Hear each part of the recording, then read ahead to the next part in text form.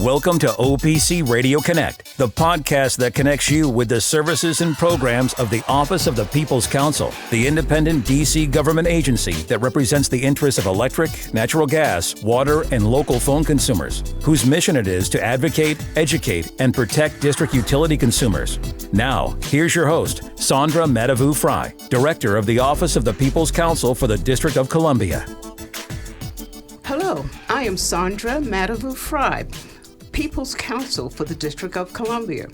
Welcome to this inaugural edition of OPC Radio Connect. We are really excited to be on DC Radio to talk to you about the work of the Office of the People's Council, or OPC as we're known, on behalf of all district utility consumers. The utility industry has changed dramatically over the last few years. There are new players, new business models, and more consumer options. On OPC Radio Connect, we will bring you information about a variety of issues related to your natural gas, electric, telephone, and water service. The environment and climate change will also be discussed, as well as we shall provide energy tips and tell you how all of this figures into your daily living. You're going to hear from OPC staff members, from experts in the field, and other advocates. Today, we have three fantastic guests, all of whom played a critical and essential role in the creation and development of the Office of the People's Council. First, Brian Lederer, who served as second People's Counsel from 1977 to 1984. Dr. Jerome Page, a longtime activist and lay consumer advocate. And Jean Gross Bethel, who serves as a consumer outreach specialist at OPC and is the liaison with our senior community. Welcome, everyone, and thank you for coming. Thank you, Sandra. Thank you, Sandra. Thank you, Sandra. Before you hear from our guests, and because I know so many people really don't know about OPC or haven't heard about OPC, so what I want to do is to share with you a little of the background on why the Office of People's Council was created reestablished in 1975, and more importantly, why it is needed today. One of the facts that many people don't know is that OPC, or the Office of People's Council, was actually created in 1922. It was then disbanded in 1952 because the powers that be believed that it wasn't necessary and that the Public Service Commission could do both roles. There was a 20-year hiatus, and it was reestablished following the cries of consumers wanting an independent agency that could represent their interests, because the Public Service Commission obviously could not effectively do a dual role of balancing the interest of the utilities and advocating independently for consumers. This is why it was created, and why, more importantly, it is still needed. Again, I am Sandra Matavu-Fry. I first came to OPC in 1984. I was hired by Mr. Lederer, by Brian Lederer. Over the years, I've served as trial attorney, senior attorney, and deputy People's Counsel before being appointed as the fifth People's Counsel in 2011. I'm a graduate of Howard University and the Antioch School of Law, now the David A. Clark School of Law. As I mentioned, OPC was reborn in 1975 after a 20-year hiatus. OPC's mission is advocating, educating, and protecting utility consumers. Simply put, we are the voice and legal arm of district utility consumers. For example, we represent the public interest in trials and cases before the DC Public Service Commission, the Federal Energy Regulatory Commission, Federal Communications Commission, as well as the courts. OPC's staff attorneys also represent individual utility customers with complaints about their utility service or bills. And we have an extensive consumer education and outreach program. On any given day, you might see our staff at a community event or meeting in neighborhoods in all 8 wards. We covered, last year alone, over 300 community meetings. Through various in-house programs and policies, we support the district's sustainability and climate change goals. In sum, it is our job to ensure consumers are informed, educated, and engaged as we confront the new energy and utility world. Now let's meet our guest.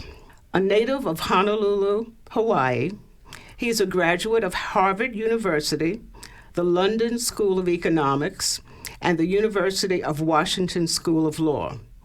He practiced law in Hawaii, Arkansas, and the district prior to becoming People's Counsel in 1977. He is attorney Brian Lederer. And on a personal note, as I mentioned, he was the People's Counsel when I first came to the Office of People's Counsel. And he was really known as being for the people and of the people. And he pulled upon his background as a community activist.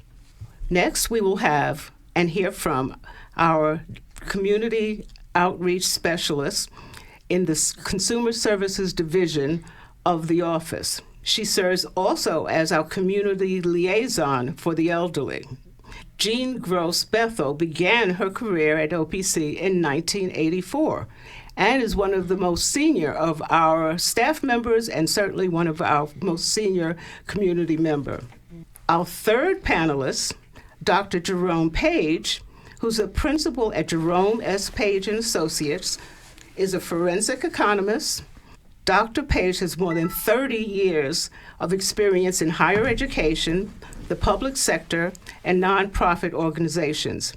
He is the author of several reports on policy issues, such as neighborhood revitalization, public utilities, energy, and citizen participation. Dr. Page has worked with OPC on a variety of projects, including his study of the potential for solar in low and moderate income DC communities, which we commissioned in addition to the value of solar study that we produced and released in 2016. Dr. Page is also a founding member of the original Consumer Utility Board, CUB. He has been instrumental in assisting the office in really touching base with community members, civic associations, and just the grassroots public. He is one of the advocates that has boots in the trenches. Again, welcome to each of you. I'm going to start with a couple of questions to you, Brian. Would you really take a moment to tell us why was it so critical to reestablish OPC in 1975? What was going on? What motivated, what propelled the creation of OPC, the reestablishment of OPC? What propelled the establishment of OPC was when energy went from being a minor issue that nobody paid attention to one of the most critical economic issues of the whole world, from the Arab oil embargo. And the price of gasoline went from like 27 cents a gallon to over $1. And it was what we might call a clear and present systemic crisis. And the public, the people who had to pay the bill, had no effective way of saying anything about it other than complaining wasn't effective. And so in D.C., and this is unique in that the people, the council realized that the city could not protect itself unless they had an effective advocate connected to the community, connected to them, who could put on a real case. And so they reenacted the Office of People's Counsel. It had been abolished because the utility said it was unnecessary, and the commission was taking care of it. Well, as we learned through unfortunate experience, they were taking care of it for themselves. And so we had a seminal fight, as everybody knows, and we got legislation with the support of the committee that said the commission can't do that anymore. And the mayor vetoed it because the commission didn't like that, but the community came out and the veto was overridden 11-1. So it's like vindicated, what the office is there for, and it's really made a difference, I would say. It's really made a difference. We've had major issues, so it's really made a difference. And I'm grateful for you for carrying the torch. Well, certainly it's the example of my predecessors that really lit the way for trying, for advocating on behalf of consumers. One of my goals, as always, is to make certain that consumers have a voice or that they have a place at the table. Do you see that as a factor? Do you think that it has been accomplished? And what difference does it make? Well, it's indispensable, actually. And because without which the public will get just run over by the 10,000-ton elephant that the utilities are. I learned this when I first started out representing the public in Arkansas concerning a big nuclear power plant issue, and we had all the right answers. We presented all the case, and the people who were with the big interests just sat there and played their fiddles. They didn't do anything, and they got everything, and we lost. And I realized the problem was that the commission, while humoring us, had no political fear of us. And unless we could punish them politically, it didn't matter, how we tied our shoes. So I said, this is too much work to do. And then what happened, and this is why I credit Jerome and Charlie and all the people who said, we want a voice. And they put their heart and souls into having a voice, and then we formed an alliance, okay? And so that really made a difference. So when the utilities didn't like what we did, the community, and with the support of our work, had the confidence of the mayor, the council, like Wilhelmina Rolark and others. And so when we had the showdown, they got blasted. And that's why the office is there. Jerome, why don't you chime in? You were, as Brian mentioned, you were one of the founding members of CUB, but what motivated you to join this fight, to join the forces? Where did you see the need? Well, I was recruited for the struggle. I was sitting in my office, I remember it vividly, on E Street, who used to be in the UDC at that time, was in the old Pepco building. And Rick Powell and Lenora Pomerantz showed up in my office to talk to me about joining this group that was being formed called CUB and working on, ultimately, was the report to the community.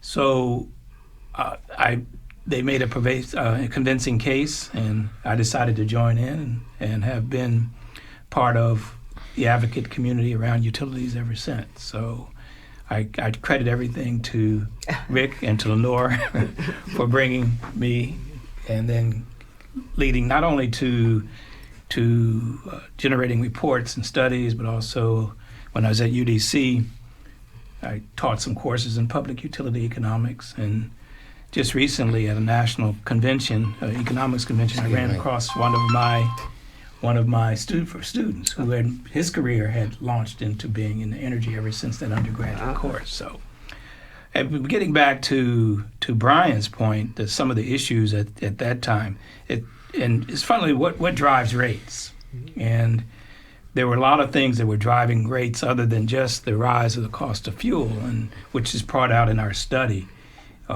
It was the construction project was the big issue then, and since the utilities earn rate of returns on investment, the more construction they could get, the more money they can earn. Mm-hmm.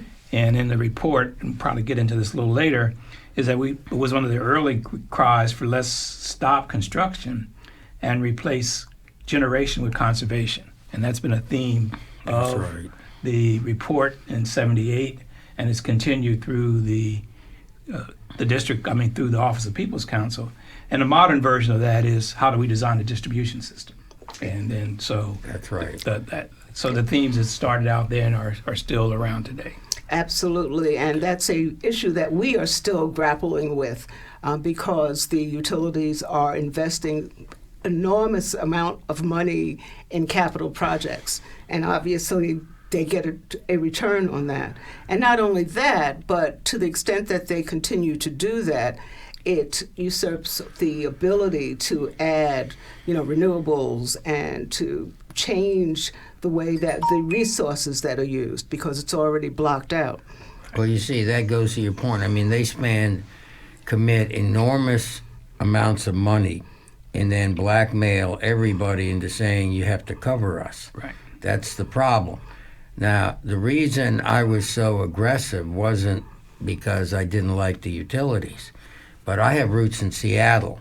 And in Seattle, the utilities there had gone in and assured the commission and the community that this construction project of that was really absolutely necessary, and everybody trusted them. Well, then 2 years later, they wrote off $2.5 billion because they screwed up, and they blew away the city of Seattle almost. And so then I'm coming in as People's Counsel in '77, and I'm looking at the president of PEPCO, like Jerome, who says, we got to build 2 nuclear power plants. And it's like, the hell you say, we're going to find out, okay? And fortunately, the office had not only the political ability and the confidence of the community, but we had the resources because of the assessment authority. And we used it. And in that case, we did engineering analysis that they had never done.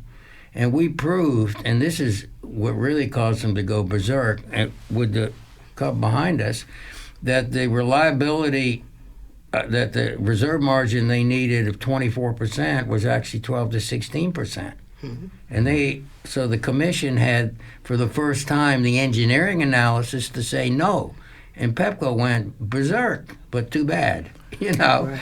In a lot of ways, we saved PEPCO. We did save PEPCO, and in fact, PEPCO told us that privately, because they would have gone bankrupt just as the Titanic sank and the people up in the Northwest went under. We saved them, and their chief financial officer actually told us that privately. Okay. Well, I hadn't heard that story, but it's true. He did. He told me that. Yeah, the point is that we knew we saved them. Right. Because otherwise they would have been bankrupt and we'd been And of course it saved the city. Because imagine what would have happened to Washington, D.C. if we'd had a multi-billion-dollar company go bankrupt. Correct. Okay. I think that we have the Office of People's Counsel has made all of the utilities better in general. Right. That's what we do. But I did want to move on in view of time to Jean. Yeah. Jean, you've been with the office for 24 years. Let's not date my age. Actually, tell us something about what you've seen, how you've been able to interact with the community. There was a lot of discussion in terms of engagement, community engagement. Well, you are actually one of the people that consistently engages our consumers and our clients. Tell me a little bit about your experience. Okay, well, thank you, Sandra. Let me just share. I started at OPC in 1984, and at that time, I started as the secretary to the Deputy People's Counsel. Later became the staff assistant to the People's Counsel, and most recently, or within the last 10 years, I have served as a community education and outreach specialist in the Consumer Services Division. Everything I did prepared me for what I'm doing today. I met this woman by the name of Juanita Thornton when I first came to OPC, and she said, be kind to the elderly, because if you live long enough, you will be one. And I took that to heart. And what does it mean to be kind? It means to protect, educate, and assure that they can do things like age in place. So as a community outreach specialist, my focus has been with the senior community. I go out into the community, thanks to your charge, to make certain that all persons have a place at the table, to ensure that they are made aware of all of the changes that are happening in the utility arena. And as you know, we have seen a multitude of changes, from divestiture to deregulation, the influx of third-party suppliers, choice, renewable energy, just a multitude of changes. And I have seen the work of our office make a huge impact.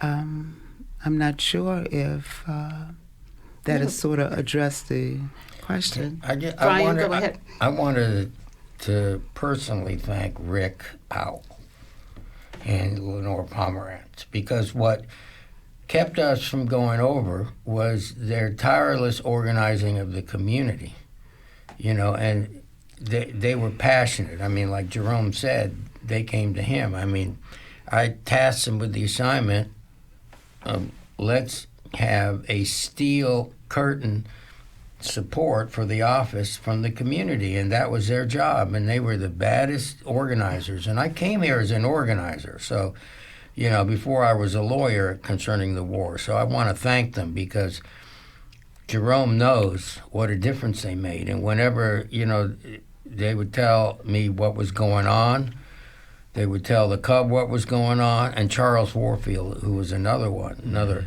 And so whenever the utilities would make their move, the Cub would go down there, Rick would go down there, Lenore would go down there, and they couldn't penetrate the steel curtain of confidence that the council and the mayor had. And of course, having the success in the cases didn't hurt. Right. I've been following up on Gene's. It's as Gene pointed out, the office has reached out to the elderly, the senior community, but in the early Cub days, most of the Cub members were the elderly. Mary That's Traub, right. Charlie Warfield. There's probably a list of them there, and it is in the report. It's in the report. And we just brought them in and gave them said, "Go get them." Colonel Haley. That's right. He was tough. So what I Charlie Warfield. Right. So George Gurley. George Gurley. Right. So these were all the seniors were carrying the charge. I wasn't a senior then. I'm a senior. I'm like you. I lived following Juanita Thornton. I've lived long enough. Yeah, well, me too. I mean, I was 32 when I was people, if you can imagine. Yeah. We were all really, we were young. Right. And the thing about that is that what it highlighted, whether you're young or senior, is that there is a what it highlighted is that there is a intelligence in the community. That's right. And one of the things that Cub and relationship to the Office of People's Counsel around the issues of utility were able to capture the intelligence of the community. Some of my most memorable meetings was when these so-called experts would come up there, and people like Mary Traub, Charlie Warfield, I forget the gentleman who was blind, who Thornton. Thornton. Thurston. Yeah. And But they would. But he was smart. They were would all take. smart. They would take the experts apart, and the experts were astonished that these so-called people who were not informed or didn't have the degrees were able to not only analyze the case, but come up with significant counter arguments and proposals that, now, as we talked about, not only saved the ratepayers but also saved the company. And it happened with the telephone company too, because they, and the gas company. I mean, this was an across-the-board impact. Right. I think that one thing that characterized the People's Council, all of the People's Councils, was that passion and commitment and the willingness to go the mile. Yes. Not to settle for just the standard operating procedure, but to take it a step further. What would you say how would you assess the utility landscape today? Well, it's always, it's like your eternal vigilance is the price of liberty, and that's what I would say. The utilities, are still focused on themselves, and you have to be vigilant. So, you can't let your guard down. It's not that we're against them making money, but you got to be vigilant, and so our job is to protect the People's Council and the public.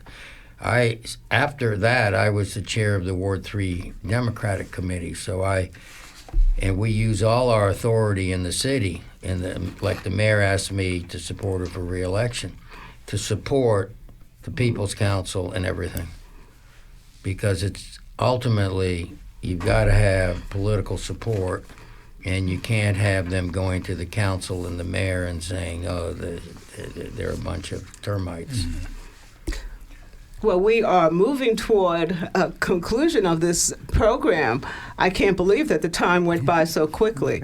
But as I noted, this is the first of a series, and we will be able to explore some of the other issues with more detail. But Brian, I'll ask you, Yes. What do you think is your legacy? The community, or bringing the power of the people to these issues so that their interests are taken care of and not the interests of the money. And if people think this is an academic discussion, look at what's going on in our presidential politics right now. It's the same thing where you have a president who doesn't know anything and nearly sold out the country. And I happen to be an expert in international relations, and I know that. So that's what I'd say about the Office of People's Counsel. And you in particular. Yes. Well, but I was just determined to establish our capacity and credibility, because these things never stop. And I think we all succeeded. And I want to thank you, because you came in and you and Betty and the Cub, people have just carried it on. I couldn't be People's Counsel forever. Okay, I am getting the signal. So, as I said, we will be able to continue this dialogue. This was exciting for me. I hope it was for you as well, and for our listening audience. The future podcast, because we didn't get to some of the things that are really, really important, one of the things that I am looking at is affordability, particularly because we have so many changes. We're trying to reach That's right. these climate change goals. How are we going to do that and still make certain that everyone still can afford the essential services that utilities provide? We will talk about solar and teaser our new role in water. We now are able to represent water consumers in the District of Columbia. So I'm excited about that. But again, thank you very much for participating. This was really exciting, and I look forward to speaking with you again. Thank you. Thank you. Thank you. Yes, it's an honor. It's like a reunion. Yes. Is there anything else that you wanted to add? Well, I would just reiterate the point that Brian made, is that we have to continue carrying on the struggle. It's endless, it's ceaseless, but we have to be there.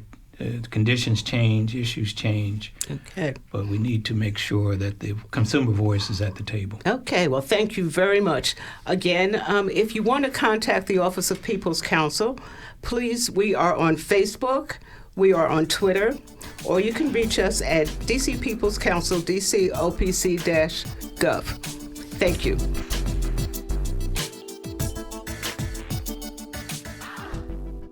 You've been listening to an encore episode of this program. The views and opinions on